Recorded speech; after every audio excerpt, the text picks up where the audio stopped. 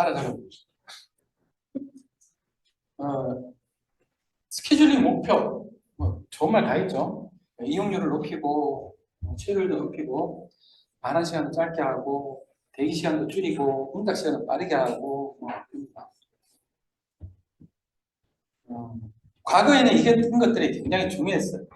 근데 지금은 아시겠지만 CPU 발전 속도가 워낙 빠르고 그 델 750 같은 경우에 작은 시태즘 650 이런 것들도 뭐 들어오면은 48코어예요. 돈 좀 조금 더 주고.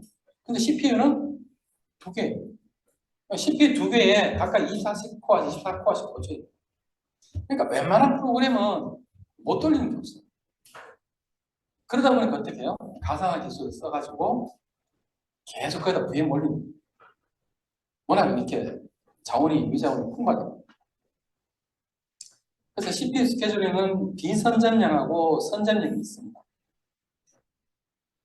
먼저 비선전량을 보면은, 비선전량은 즉 CPU가 할당돼 있을 때 우선순위가 높은 놈이 강제로 이거를 선점을 못해요. 즉 내가 CPU를 할당받으면은 우선순위가 낮든 어쨌든 간에 할당받은 그 순간은 자기 할당된 만큼 다 쓰는 거예요. 그게 비선전량이에요. 퍼스트 컴 퍼스트 서브 들어온 순서대로. 근데 들어온 순서대로 하게 되면 무슨 문제라고 하냐면 콜베이 이펙트라 그래가지고 만약에 중간에 큰 작업이 끼어들면은 1초 동안에 1초 잡들이 10개가 처리된다고 10초 잡에 한 번 처리된 거는 CPU 입장에서는 같은 일을 한지 모르겠지만 전체적으로 운영하는 입장에서 보면은 얘는 한 가지 타스크밖에 안 하는 거예요. 비효율적이에요. 그래서 쇼트 스타 퍼스트라고 작업 시간이 짧은 것들을 먼저 처리하자 라고 하는 게 SJF예요. 근데 작업 시간을 빨리 짧은 거 먼저 처리하면 어떤 현상인가? 지금 작업이 짧은 게 나는 좀 길어. 근데 내번 짧은 작업 계속 들어와요. 그럼 얘는 끝낼 수 있어 없어요? 기하 현상이 발생해요. 기하 현상. 이것도 시스템에 안 좋아요. 그러니까 불경이 발생합니다. 맞춰주는 게 어떻게 해요? 오래 기다리는 놈에 우선순위를 높여줘요. 이게 HRM입니다. 그것보다도 더 안정적으로 운영하는 방법이 우선순위 스케줄. 어떻게? 시스템마다 우선순위를 주는 거예요. 그 프로세스마다. 그래서 상당히 안정적으로 운영해야 될 시스템들은 보통은 저기 우선순위 스케줄링을 갖고 합니다. 그래서 내부적 특정 우선순위를 가진 것들, 즉 OS에서 우선순위 가진 것들은 못 바꿉니다. 그래서 메인프레임 아까 오전에 얘기했지만 메인프레임 같은 경우에는 CPU가 눈에 보이는 CPU가 이렇게 어떨 때는 제가 120%까지 나오는 거 봤어요. 근데 시스템 안 죽어요. 왜? 이 시스템을 움직이는 프로세서들은 우선순위가 높기 때문에 걔들은 여전히 살아있기 때문에 계속 돌아가요. 근데 유닉스는 여러분들 경험했지만 CPU 한 60, 80가만 되면은 통상 뻐근덕거리기 시작해요. 행 그리고 야 껐다 켜 뭐 이러고 윈도우는 그보다 좀 솔직히 더 낮은 거고. 그래서 메인프레임 굉장히 안정적인 시스템. 즉 시스템 자체가 굉장히 안정적으로 운영되는 방법 중에 하나가 우선순위 스케줄링 방식이에요. 우선순위 스케줄 방식에서는 또 뒤에 가면은 프라이트 인버전이라고 또 그런 문제도 생기는데 그래서 실제 우선순위 스케줄이라는 방식이 있고 근데 한 가지 방법만 쓰진 않아요. 다들 조금씩 다 섞어졌어요.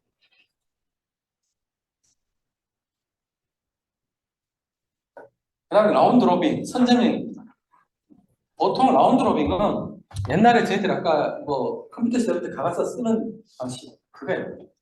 그래서 워낙 그 당시에 빠르니까 사용자별로 조금씩 CPU를 계속 할당해가 돌아가면서 쓰는 게 라운드 로빙.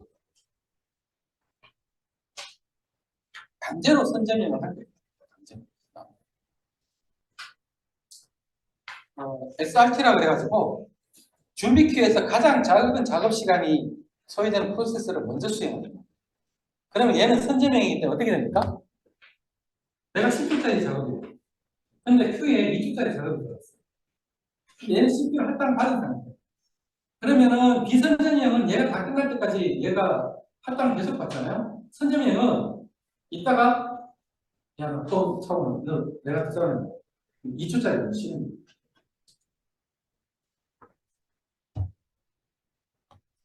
그게 SRT입니다.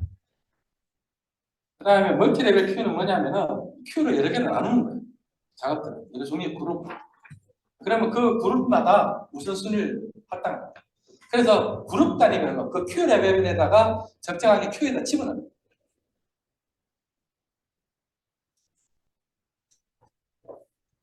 다단계 피드백 큐는 서로 다른 CPU 슬라이스를 구해야 하는데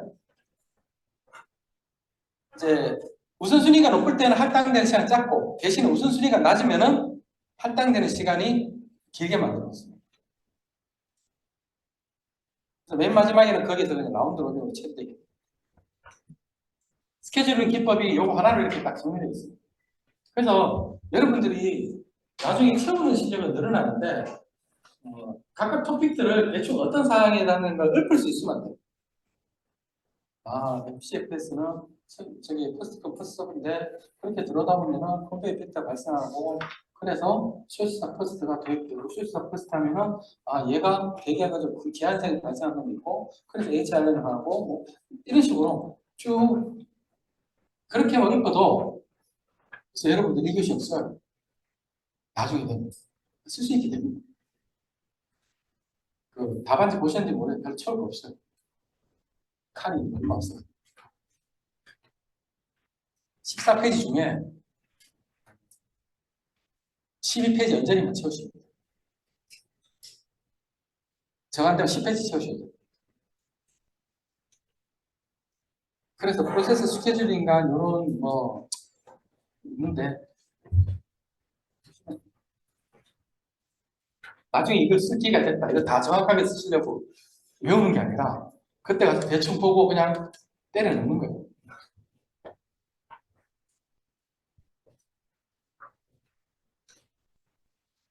그래서 SRT 기법의 프로세스 지퍼 이거 간단하게 볼까요? SRT인데 이게 천정형이잖아요. 프로세스 1번이 여기 들어왔어요. 얘는 서비스 타임이 3개예요. 2가 이때 두 번째 때 여기 들어왔죠. 프로세스 2가 2.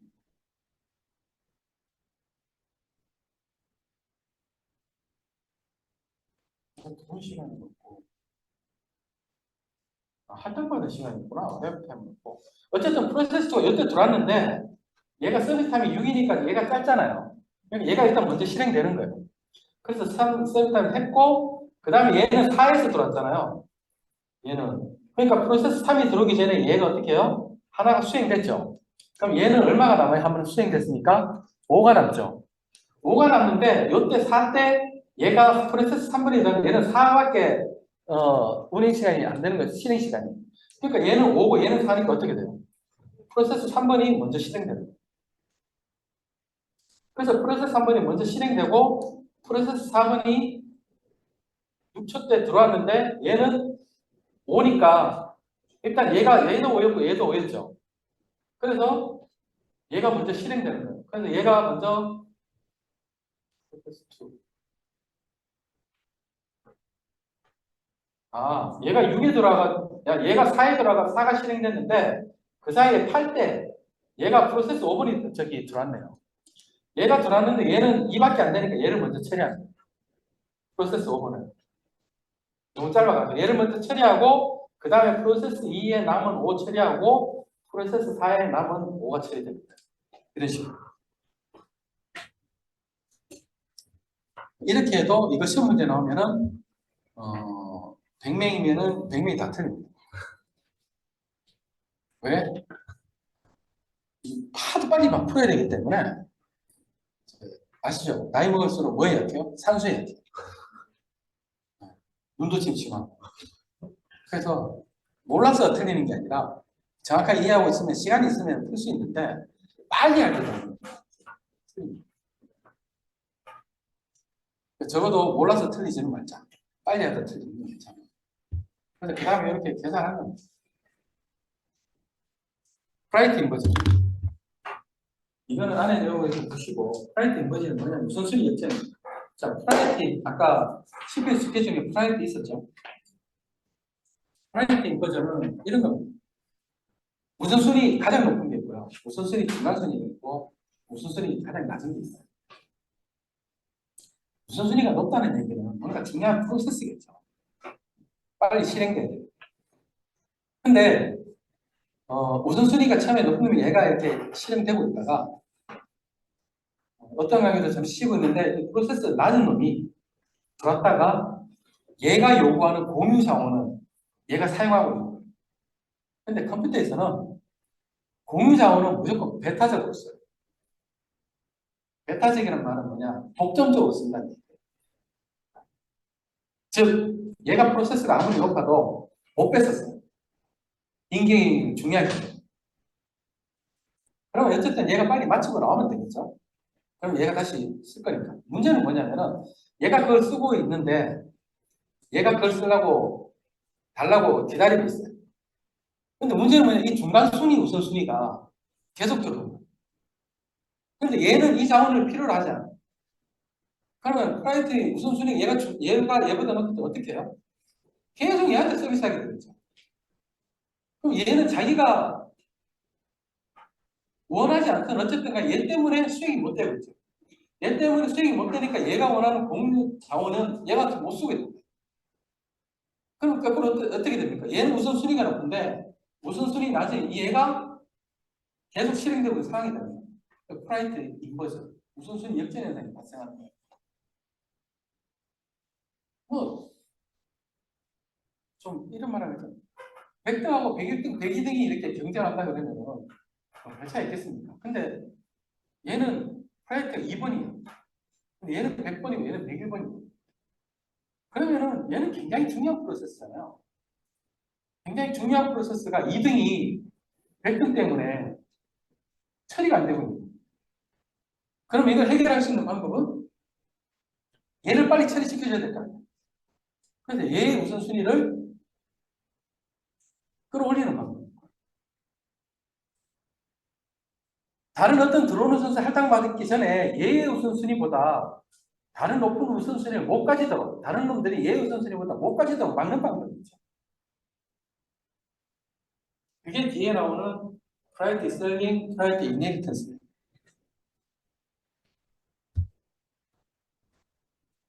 이해가시죠? 네. 그래서 이런 상황이 될 때 이걸 프라이어티 인버전을 한다라는 거고 그 뒤에 나오는 이런 말들이 다 방금 제가 설명했던 그걸 그냥 그림으로 나타낸 거예요. 그래서 그것만 이해하시면은 뭐 보시는데 크게 문제 없습니다.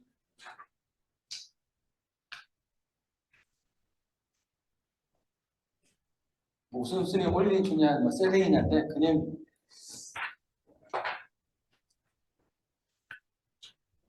프라이트 인버전에 대한 뭐 PV 현상 예시인데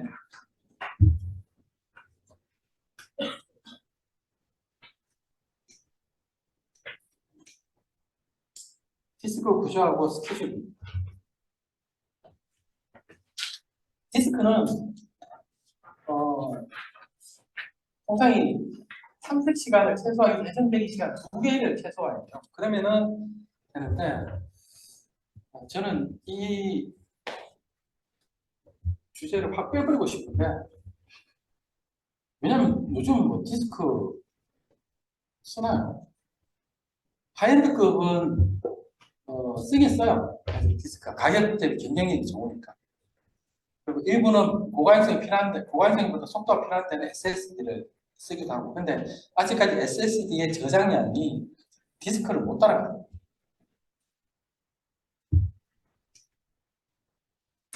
이동 디스크, 고정 디스크가 있습니다. 고정 디스크는 옛날에 뭐 드럼인가 뭐 이렇게 해서 뭐 이런 구조가 있는데 그때 고정 디스크를 썼더라고요. 두 개가 자료 접근할 때 이런 구조가 돼요. 그러다 보니까 이동식은 탐색 시간하고 회전 지연 시간을 최소화하는 거고 이쪽은 회전 지연 시간을 최소화하는 거고 이런 식으로.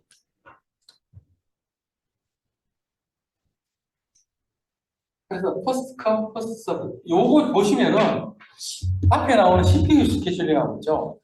이 하드웨어, 이 컴퓨터 구조 쪽은 컨셉 자체가 딴해요. 몇 번을 보시다 보면은 그거밖에 그 생각할 게 없구나라는 그런 생각이 들어요. 뭐 메모리 교체 방식에도 뭐 퍼스트 컴 퍼스트 아웃 뭐 이런 식으로. 뭐 달리 크게 뭐 독특한 방법이 없어요. 기껏해야 뭐 대단한 기술이긴 하지만 기껏해야 로켓 쏘는 건 똑같은데 로켓 회수하는 건 그런 거죠. 그래서 처음에 얘기했는데 Q에 이렇게 있을 경우에 현재 지역에서 먼저 들어온 160 가서 처리하고 그 다음에 200 가서 처리하고 그 다음에 90 처리하고 이렇게 암이 추상화 시켜놓은 그림이에요. 이렇게 암이 왔다 갔다 한다는 얘기예요. 자기 있는 곳에서 가장 가까운 먼저 찾아갈 수 있는 거 그걸 Q 안에서 식별해가 가는 거예요. 그래서 여기 현재 위치 여기 있는데 자기 위치에서 가장 가까운 찾아보니까 Q에서 90이 제일 가깝더라고요. 얘부터 먼저 가는 거예요. 그 다음에서 90에서 가까운 걸 찾아가고 이런 식으로 딱 눈으로 보더라도 얘 왔다 갔다 하는 거리보다 얘 왔다 갔다 하는 거리가 확실히 짧죠. 그런 식으로 해가지고 효율화를 하는 거예요. 스캔은 헤드 진행 방향으로 헤드 위치에 가장 가까운 요구를 먼저 서비스하는 거예요. 헤드의 진행 방향. 그래서 쭉 그냥 가면 여기 있다가 쭉 가면서 처리하고 반대로 쭉 오면서 처리해요. 이것도 그렇게 나쁘지 않습니다. 여기 보시면은 실제 디스크 시스템 스케줄링 디스크의 근간이라고. 룩은 이렇게 가다가 스캔은 가다가 일단 끝까지 다 가요. 끝까지 왔다 갔다 하면서 하는데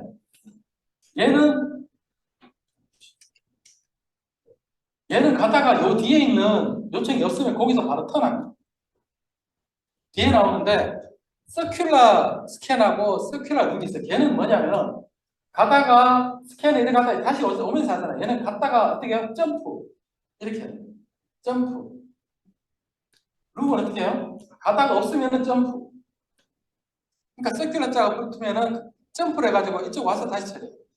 단지 스캔하고 룩은 차이는 스캔은 끝까지 가는 거고 왔다 갔다 하는 거고 룩은 가다가 요청이 없으면 반대로 돌아오고.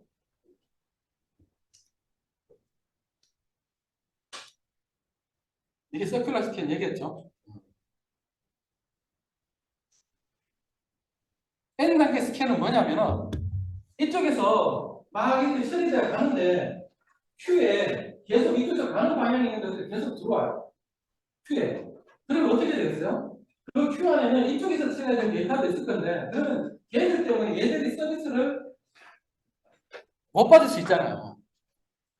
그래서 어떻게 해요? Q에 있는 것만 처리하고 Q에서 계속 들어오는 이쪽은 야 너들 나중에 처리해. 라고 일단 먼저 얘들 기존에 스케줄 된 거 먼저 처리하는 거예요. 그게 N스캔이죠. N스캔 스캔. 현재 대기 중인 Q에 대기 중인 요청만 처리합니다. 그래서 괜히 현재 지금 딱 어느 시점에 요 Q만 딱 처리하고 그 Q에 쌓이더라도 그건 처리 안 합니다. 왜? 그 Q에 쌓인 게 만약에 가는 쪽 방향이 있으면 걔들 계속 처리하다 보니까 이미 Q에 일찍 들어와 있는 걸 처리 못할 수 있어요. 액션바 기법은 어떤 특정 실린더 섹터에 들어가 있는 것들을 모아서 한꺼번에 처리하는 방식이에요. 이게 액션바고 C6은 아까 말했던 룩 갔다가 없으면 점프해서 돌아오고 그다음 섹터 큐잉 기법은 뭐냐면은 아까 우리가 그 고정 디스크에 그 헤드가 여러 가지 있는 경우 있잖아요. 그러면 그때 각각의 있는 헤드에 큐를 만들어 가지고 글로에다가 큐를 각각에다 넣는 거예요. 그림상으로. 근데 그림이 좀 애매해요. 제가 볼 때는 이게 이 그림이 아니라 드럼처럼 각각 큐에 있는 별도로 그 헤드에다가 각 헤드별로 그 돌아가는 사실은 그 실린더별로 실린더별로 같은 실린더 안에 있는 섹터들을 처리하는. 그래서 그때 설명하는 게 섹터 큐. 그다음에 비동기 병행 프로세스입니다. 자, 비동기 병행 프로세스라는 말이 뭐냐면 우리가 시스템 안에서 프로세스들이 돌아갈 때 모든 프로세스들이 서로 간에 야 네가 이거 쓸 거야, 네가 저거 쓸 거야, 야 네가 CPU 할당 받았어, 나 지금 급한데 화장실 먼저 들어가는데 이렇게 안 한다는 얘기예요. 그러니까 비동기 그리고 동시에 병행으로 처리되는 거예요. 근데 이렇게 되면 무슨 문제가 발생하냐면 회전문에 갑자기 한 명씩 들어가야 되는데 통제가 없으면 회전문에 갑자기 들어가려고 몸이 낀다. 회전문이 좋은 문이니까 서지. 만약 회전문이 고장난 문이면 끼겠죠. 화장실에 분명히 사람이 들어있는데 이런 것도 모르고 그냥 가고 화장실에 그냥 동시에 들어가 있을 수도 있는 거예요. 이런 사태들이 생기는 거예요. 그럴 수밖에 없는 상황인데도 불구하고 데이터의 무결성이나 자원을 효율적으로 사용할 수 있도록 하는 것들은 이루어져야 되는 거예요. 그래서 이 환경을 비동기 상황에서 병행해서 운영되는 그런 환경이라는 의미에서 비동기 병행 프로세스라고 얘기합니다.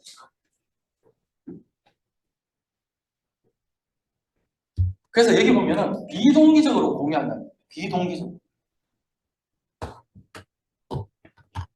만약에 동기적으로 공유하면 어떤 나 프린터 지금 쓸 거야. 너들 프린터 지금 쓰지 마. 그러면 다른 사람들 들었으니까 다른 프로세스가 프린터 안 써야죠. 그러면 내가 가서 프린터 하는 거야. 근데 이렇지 않다는 겁니다. 그러다 보니까 이런 인계 자원이 생길 수밖에 없는 거예요. 즉 공유할 수 있는 자원이 생기는 거고 여기서 공유할 수 없는 자원이라는 건 동시에 얘기예요. 당연히 우리 같은 네트워크 프린터 다 여러 사람 공유해서 쓰죠. 근데 원래 동시에 공유할 수 없죠. 근데 동시에 공유할 수 있도록 해놨죠. 어떻게 해요? 프린터기에다가 큐를 만들어 놓고 뭐 이런 식으로 해서 동시에 공유할 수 있도록 쓰는 거예요. 그래서 인계 자원에 액세스하는 이 부분들을 인계 영역이라고. 그거는 프로그램이 될 수도 있고 뭐 다른 어떤 될 수도 있고 어쨌든 인계 자원에 접근하는 이 부분을 인계 영역이라고. 그래서 공유 자원을 액세스하게 해가지고 뭐 크리티컬 섹션에 인계에 접근할 때 뭐 경쟁 조건이 생기고 대결하게 생기고 스타베이션이 발생하고 이렇게 됩니다. 그래서 이거를 어떻게 해요? 스케줄을 통해 가지고 제한된 자원을 효율적으로 쓸 수 있도록 해야 돼요. 그래서 프로세스 비행체가 주요 용어는 프로세스 동기화를 해야 되고 그 다음에 교착 상태 아시죠? 얘들아 상호배제 상호배제 아까 말씀드렸죠. 공유 자원을 배타적으로 쓰는 거 이미지 공유 자원을 동시에 쓰는 거 아니에요. 화장실에 동시에 들어가서 화장실에 쓸 수는 없잖아요. 공유 자원이지. 한 사람씩 들어가서 쓰는 거지. 그런 동시에 쓸 수 없는 게 뭐예요? 인계 영역이에요.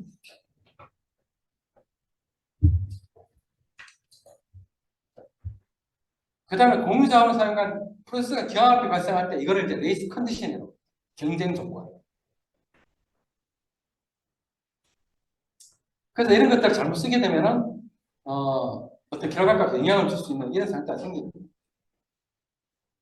그래서 레이스 컨디션 예시가 보면은 공유 자원을 가지고 뭐 리드 하느냐 마느냐 있는데 이 리드하고 어쩌고 저쩌고 잘못 나오고 이 얘기는 데이터베이스에 아노말리 현상하고 얘기가 똑같아요. 락을 안 꺼놓고 쓰면은 그런 문제 생기죠. 데이터베이스에서 그러잖아요.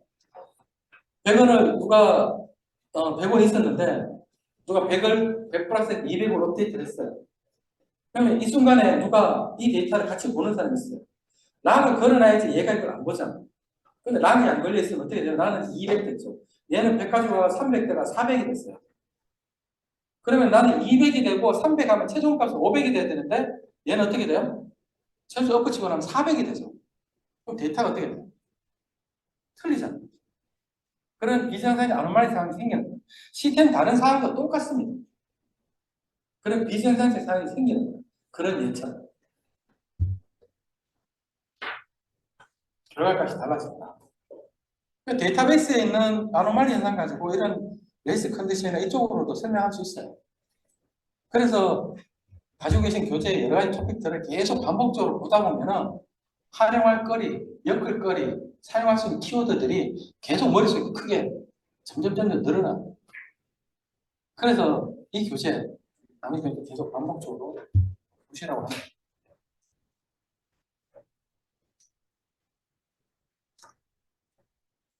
그래서 레이스 컨디션은 저 문제는 뭐 어떤 그런 경쟁 요건이 생기면은 생기더라도 상호 배제 써야 되고요. 교착 상태가 발생하는데 최소한 줄여야 되는 거고 또 교착 상태가 발생하면 아까처럼 뭐요? 우선순위 높은 얘들 우선순위가 높지만은 못 쓰고 있는 상황, 기하 상태 이런 상태가 생기지 않도록 해줘야 돼요. 그래서 그런 레이스 컨디션의 경쟁 조건이 발생하는 데서 뭐 세마포를 쓰고 뮤텍스는 뮤추얼 익스클루시브에 줄여놓은 말이에요. 뮤추얼의 MUT하고 그다음 익스클루시브 EX를 따가지고 뮤텍스라고 합니다.